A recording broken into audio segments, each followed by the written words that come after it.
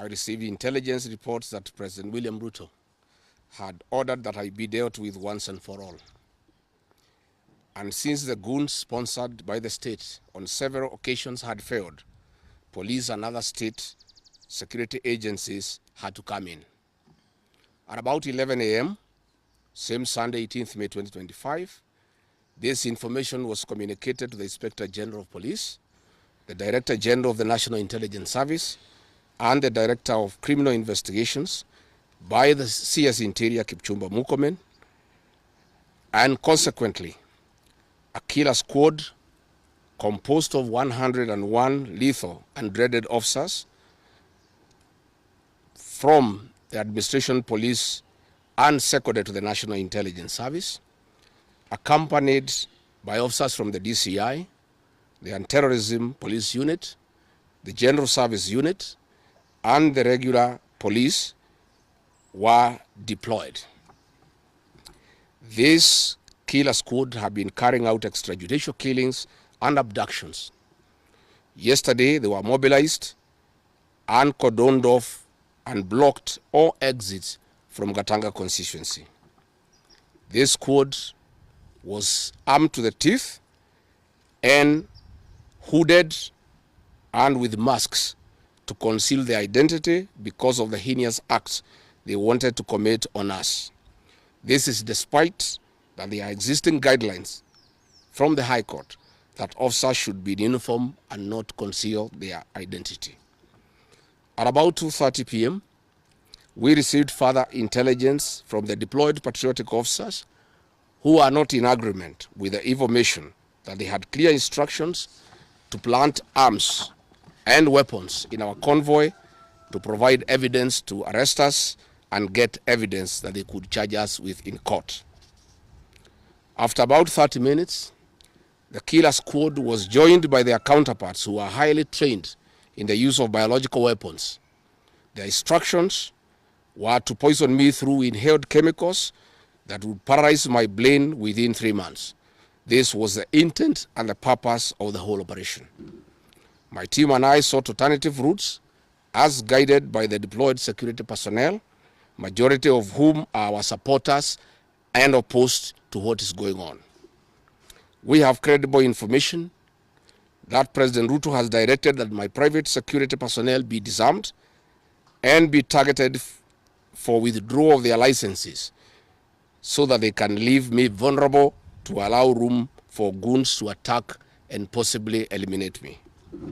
President William Ruto has expressed ungovernable anger that the state-sponsored goons are being overpowered by my private security personnel who are licensed gun holders. President Ruto is furious that the people of Kenya have not forgotten about the Kiambaa church massacre, where children and women were tortured in the 2007 and /8 post-election violence, and is unhappy that I keep on reminding the people of Kenya of the heinous act. I want to say that although Kenyans forgive each other, they cannot forget this, and there is nothing the president can do about it. The president was also utterly livid that I exposed his grabbing of 5-acre piece of land inside Gong Forest, where he intends to put a private hotel. About my statement on post-election violence, this was a precautionary statement and not incitement. It is based on historical facts and past electoral experiences of 1992, 1997 and 2007 controversial elections, that we must have a free and fair election in 2027. It is my civic duty as a leader to remind the IEBC, all agencies and institutions charged with election management, that they must deliver free, fair, verifiable and credible election. I have heard the CS Interior and other pretenders to the throne claim that they will not allow political violence. I urge them to walk the talk. Since November 2024, political violence of great magnitude has been meted on me, my family, and my supporters. Not a single case has been prosecuted. For instance, on 28th November 2024, at a solemn funeral service in Limuru, Kiambu County, I was attacked by organized criminal gangs under police escort.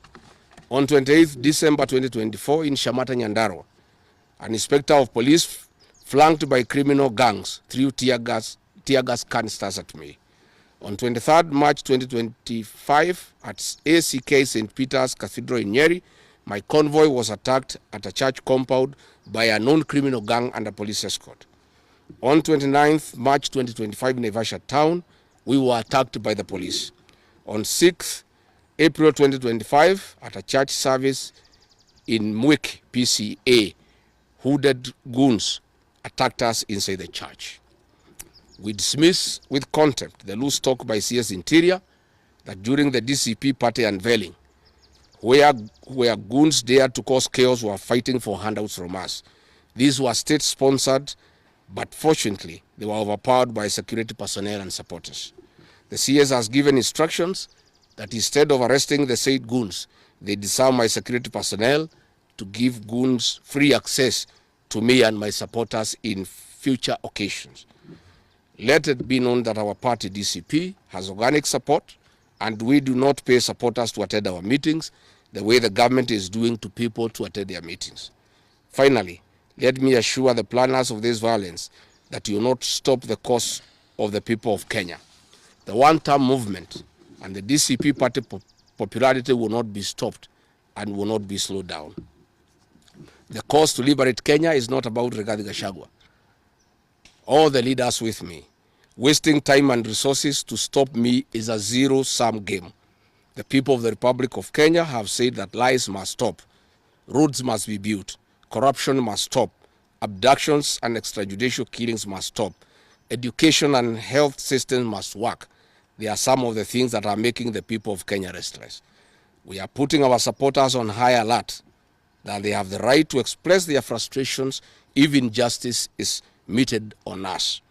My supporters and I will not be cowed or intimidated by the use of the criminal justice system to manage politics. The drama of waylaying us on roads should be stopped.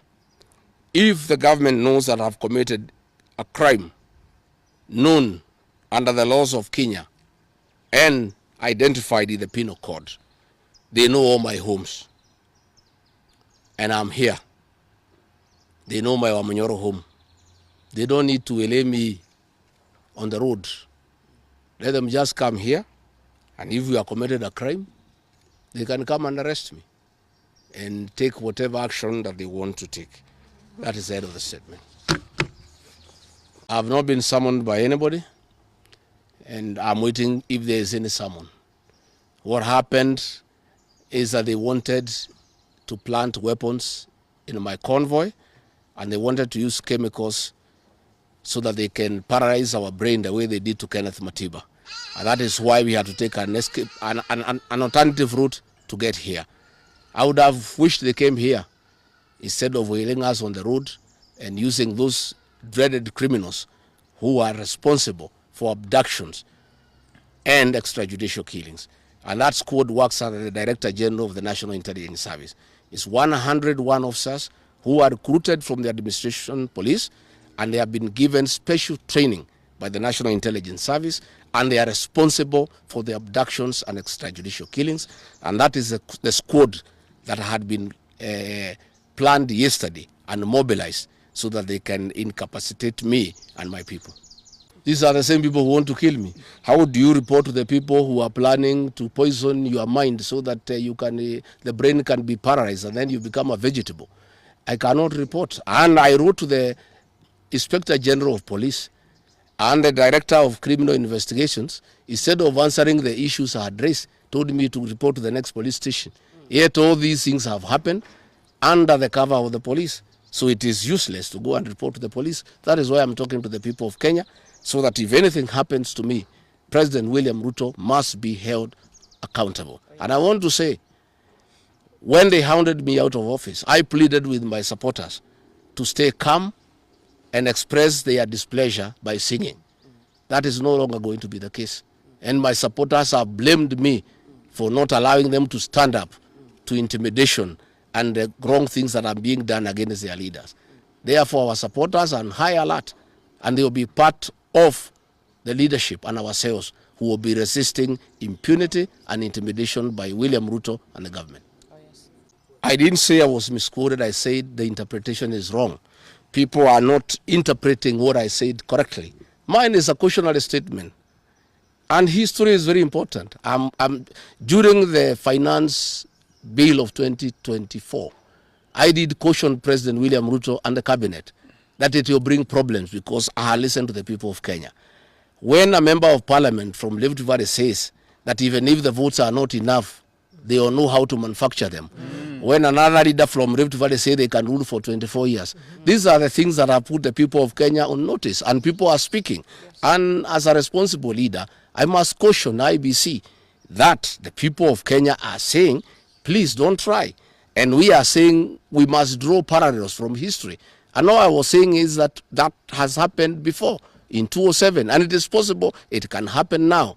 And I was asking IBC to be patriotic enough to make sure they don't put the country into a crisis. That is all I did. I did not ask anybody to cause violence. I did not say people will fight each other. I just said, let's be careful. This has happened before, and it was bad. And from the way people are speaking, it could be worse. That is what I said. No, I am a licensed firearm holder. I've been licensed as a firearm holder from 1995.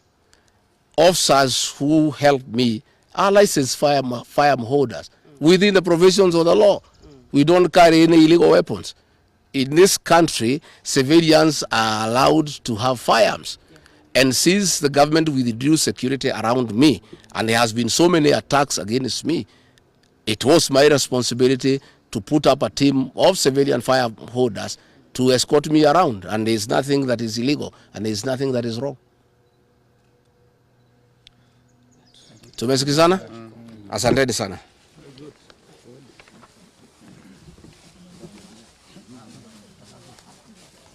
Karungo.